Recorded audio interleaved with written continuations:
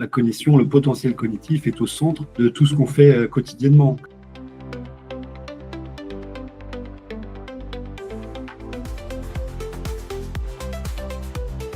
Parce qu'elles peuvent être prédictrices de la capacité d'un individu à faire face à des situations nouvelles. Ça donne un faisceau d'indices sur une capacité, par exemple, à flexibilité de l'individu, sa capacité à traiter de l'information efficacement, à prendre de nouveaux comportements et accomplir bien ce qu'on lui demande d'accomplir.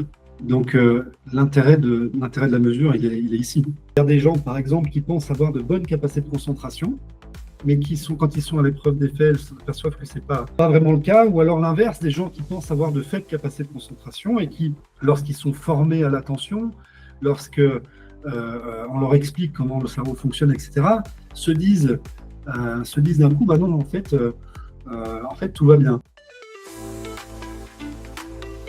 Lorsqu'on pose la question à l'individu, il peut y avoir un biais dans les réponses de l'individu quand on passe par un questionnaire classique. Un biais parce que l'individu peut potentiellement vouloir donner une image extrêmement favorable de lui. Ou alors, à l'inverse, on peut avoir des individus qui font preuve de peut-être trop d'humilité, qui n'ont pas forcément bien conscience de leurs capacités.